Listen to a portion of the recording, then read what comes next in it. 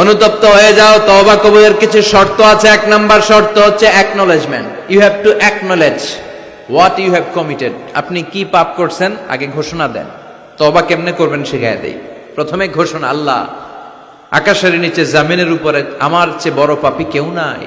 সগীরা কবিরা, জেনে না জেনে, ইচ্ছায় অনিচ্ছায়, শিরকে বেদাতি, শয়তানের ধোকায় পড়ে, নফসের ওয়াসওয়াসায় অনেক পাপ করেছে। আল্লাহ, আমি স্বীকার গেলাম আমি পাপী, আমার চেয়ে বড় পাপী কেউ নাই। প্রথমে আপনি স্বীকার যাবেন সব। 2 নম্বরের রিপেন্টেন্স আর নাদামা, অনুতপ্ত হবেন, চোখের পানি ছাড়বেন, অনুতপ্ত হবেন, লজ্জিত হবেন। চোখের পানির দৃশ্য দেখে আল্লাহর বড্ড ভালো লাগে, সুবহানাল্লাহ পড়েন। 3 নম্বরে স্টপ। যেই পাপের জন্য তওবা করেছেন স্টপ, অনেক হয়েছে, আর না, থামেন, ওই পাপ কাজ বন্ধ করেন। 3 নম্বরে to hate what you have ডান।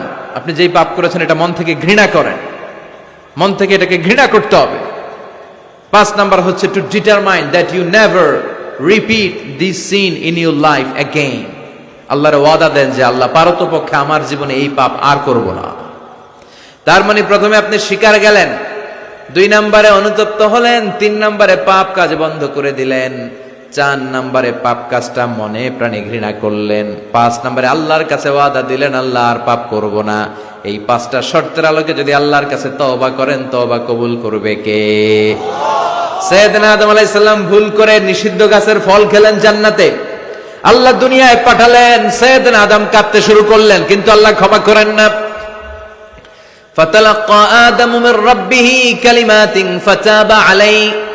এরপর আল্লাহ সাইয়েদনা আদমকে কিছু কালেমাত, কিছু বাক্য শিখিয়ে দিলেন আর বললেন, আদম এই কালেমাগুলো, এই বাক্যগুলো দিয়ে চেয়েছে আমার কাছে কাঁদো, আমি ক্ষমা করে দিব। সাইয়েদনা আদম আল্লাহর শেখানো বাক্যগুলো দিয়ে ক্ষমা চাইতে শুরু করলেন। রব্বানা যালামনা আনফুসানা ওয়া ইল্লাম তাগফির লানা ওয়া তারহামনা লানাকুনান্না মিনাল খাসিরিন।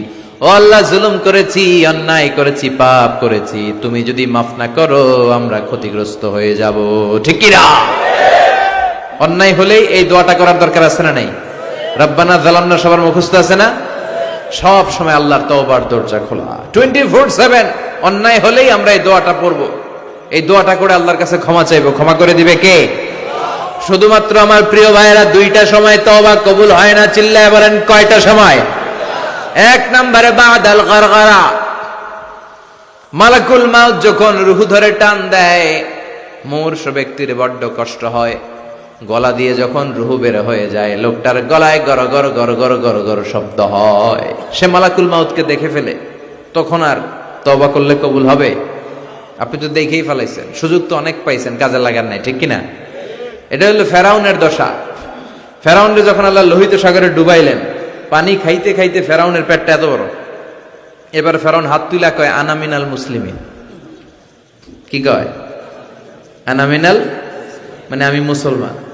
কত ভালো মানুষ দেখছেন, মুসলমান। ফেরাউন না যদি মুসলমান হয়, আমরা থেকে কি লাভ? কথা কন। ফেরাউন হাত তুলে বলে, আনা মিনাল মুসলিমিন, আমি ভালো মানুষ।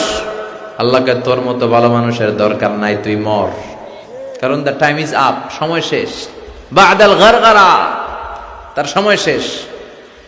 মুসা আলাইহিস সালামের চাচাতো ভাইয়ের নাম ছিল কারুন। বিশাল সম্পদের মালিক আল্লাহ বানিয়েছে।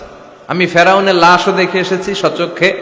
আবার কারুনকে যে এলাকায় আল্লাহ জামিনে দাবিয়ে দিয়েছে, ফাখাসাফনা বিহি ওয়া বিদারিহিল আরদ, ওই এলাকাটাও ফায়ুম জেলা, কায়রো থেকে 100 কিলোমিটারের মতো দূরে। এই ফায়ুম জেলায় তার সব সম্পদ আল্লাহ জামিনের ভেতরে দাবিয়ে দিয়েছে। মুসা আলাইহিস সালাম বললেন, কারুন, তোর তো অনেক সম্পদ, তুই আল্লাহর রাস্তায় যাকাত দে। তুই আগে তোর হৃদয়টারে খোল, এরপরে তোর হাত খুলবে। আগে হাত খুল, তোর হৃদয় খুলবে। ঠিক কিনা?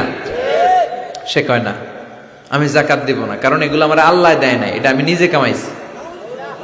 ইন্নামা উতীতুহু আলা ইলমিন ইনদি, আমার ইন্টেলেক্ট, মেধার বুদ্ধি খাটিয়ে এই সম্পদের মালিক আমি হয়েছি। মুসা আলাইহিস সালাম বললেন, তাই তাহলে আযাবের অপেক্ষা কর। আল্লাহ আযাব পাঠালেন, ফাখাসাফনা বিহি ওয়া বিদারিহিল আরদ। কারুন সহ কারুনের সব সম্পত্তি আল্লাহ মুহূর্তের মধ্যে জামিনের ভিতরে ঢুকাতে লাগলেন। কারুনের পা ঢুকে গেল, ঢুকতে ঢুকতে হাঁটু পর্যন্ত ঢুকে গেছে জামিনের ভেতর। কারণ ভাবছে